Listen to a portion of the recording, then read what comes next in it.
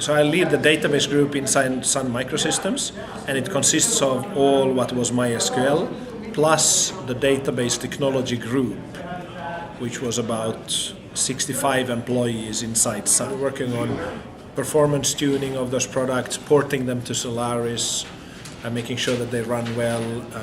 And there also is an internal database engine that they maintain for internal customers.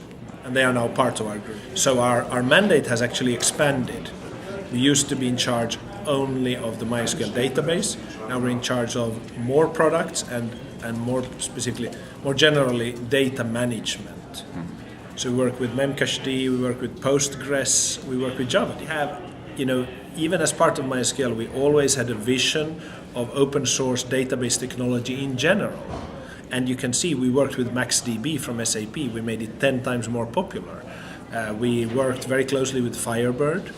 And Anne Harrison, who's leading the Firebird project, she's a MySQL employee. We had an employee who came from the Postgres community.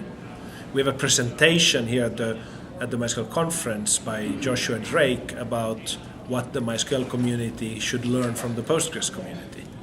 So we actually take a bigger picture there. I think Postgres has a completely different technical and market focus than MySQL. And we see enormous opportunities for MySQL and we'll continue to grow those. But there's a great business for Postgres. For instance, bring in some of the database experts that work in Trondheim, Norway, to work on MySQL cluster because they have exactly that expertise. So they came with a previous acquisition that Sun made 6-7 years ago.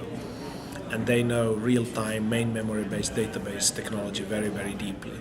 So we have got an infusion of skill that we are now deploying across the various market opportunities. There's a wide array of opportunities ahead of us, and we're very specific about the first ones being generic performance and scalability improvements that cover all platforms. And we have our majority of our business on Linux, and it will continue like that. And Windows? And Windows. So Windows is the biggest download number. Linux is biggest in terms of business. And we'll definitely focus on that. We'll stay as committed, if not more than before. And of course, we will work with Solaris as well, but in proportion to what it represents in our marketplace. And I think it's important generally in the modern world not to be religious, technology religious. Sure, we're proud to have an operating system in the same company and many other products, and we'll work closely with them. But it is our customers who decide. And I can give you an example. The Swedish National Police, they build all their new applications on open source. It's a decision by the chief of police. So that's the only thing they do. But they buy hardware from HP, operating system from Novell, middleware from Red Hat, database from Sun. We would all love to sell the whole stack to them, but Swedish police says, no, this is what we want. So a vendor to be successful today must have this ability to work with the others. That's the major shift from the last century to this century. You still see some old companies trying to build monolithic stacks, trying to push down your throat their solution, but the world has changed. They ask us whether we will be an isolated group. I said, no, we will integrate fully. We will maintain the same mandate for the database group as MySQL had. But organization-wise, we are going to work very closely with everybody else in the company. And I think that's the only way to succeed. You must be one company with one vision, one culture. And we will contribute with our cultural impact, but we'll also change our own. We'll be open to things where Sun is much better than we are. So Sun has, for any employee, they give 3 options. You work from home, you work in an office, or you move between offices. And you choose. And Sun, they are not, they don't have 70% working from home like we had, but they have a high percentage. And this was one of the very positive items when we started talking with them, because we said, hey, you must know that we work from home. And they said, so what? So do we. They weren't as extreme as we are. We have people in so many countries that it has been hard work to make sure that we can employ people in Bulgaria, in Ukraine, on Cyprus, Lithuania. So yes, there's lots of practical work that needs to be done. But the mindset is there. They are not questioning it. They are not asking us to move into offices or anything. I think the whole notion that software is not being delivered and distributed that much, but you deliver the service of it, it will change the whole industry. Because the open source licenses work differently for these things. Business models are different. The technical challenges are different. So I think we are not even realizing what the major change is, but it's a very important change. And it will mean that we need new business models. We need new ways of making money.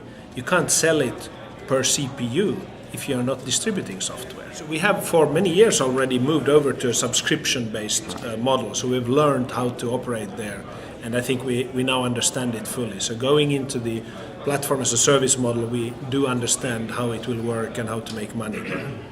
And it has taken some time, but I think the models are getting clear now. The best models there are subscription-based. But then you say subscription for what? Is it per user, per month, per what, per size of data or data traffic or computation? So you need to find the right metrics for measuring it, and we have a number of ideas there.